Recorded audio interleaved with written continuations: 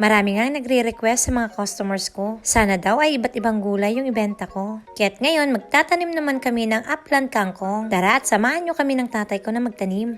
Hi everyone! Nung isang araw pala ay nagtanim kami ng tatay ko ng upland kangkong. Isa nga to sa gulay namin na sobrang dami kung magtanim kami before. Nag-request si Mother Earth na magtanim na daw si Father ko ngayon. Marami nga pala kaming stock ng upland kangkong na seeds. Pinapa-sprout nga lang ng tatay ko ng overnight tapos chine-check yung size ng tubo. Yun yung pinakita ko sa unang video clip. Mas madali ngang tumubo sa lupa kapag sprouted na siya. At ganito yung magiging itsura bago itanim. Hindi rin kailangan masyado na mahaba yung tubo. Anyway, dito pala ay nagtatanim na yung tatay kong naabutan ko. Tapos ako naman si panggulo at singit-singit. Actually, nakatapos na nga pala siya ng isang plat dyan na natamnan na. Siya nga pala, hindi siya gumagamit ng araro dyan. Gumagamit nga lang siya ng itak sa pagpaplat at pagkukultivate. Yung mga pananim nga naming gulay dito ay galing talaga sa hard work ng kamay ng tatay ko. Minsan, alam niyo bang pinapatigil na rin namin siya dyan? Dahil matanda na, dapat nagpapahinga. Yun nga lang, mas gusto daw niya yung gumagalaw. Kasi sadyang hinahanap-hanap daw ng katawan niya. Ayun, hindi rin namin mapigilan. Sadyang hilig na lang talaga niya yung gardening. Kaya't hinahayaan na lang namin at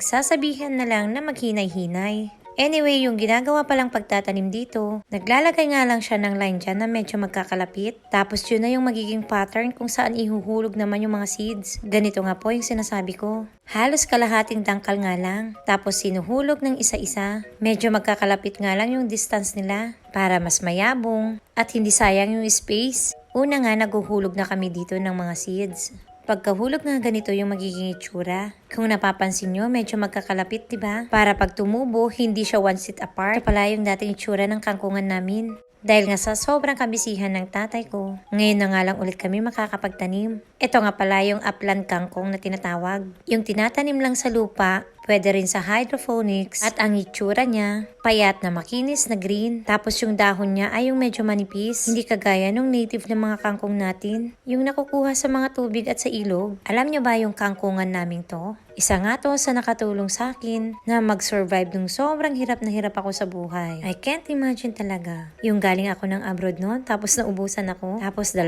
bata pa yung umaasa sa akin. 4 months pa noon yung hihintayin ko bago lumabas yung lump sum fund ko. Kaya't naubusan talaga ako noon dahil sa pagpapagawa sa bahay. Mabuti na lang talaga at sobrang dami naming tanim noon na kangkong. Tapos halos araw-araw magbenta yung nanay ko noon sa palengke. Samantalang ako naman yung taga-harvest. So ilang buwan din yung status kong ganun. Hati kami sa mapagbentahan at kakasya naman na yun na pang-allowance namin ng mga bata. Kaya kahit simple at small gardening nga lang to, sobrang mahalaga to sa akin. Sobrang nagpapasalamat din ako na natuto nga kaming mag-garden. Kung sa tingin natin ay maliit lang, pero nagsilbing survivor ko talaga to. Anyway, pagkatapos pala namin magtanim at tabunan ng lupa yung mga seeds ng kangkong, tsaka naman diniligan ng tatay ko. Siguro March 20 onwards, yun naman yung harvesting namin. Medyo matagal-tagal pa nga yung hihintayin, pero at least may hinihintay. So paano guys, hanggang dito na lang muna ulit. Maraming salamat sa panonood. Hanggang sa muli.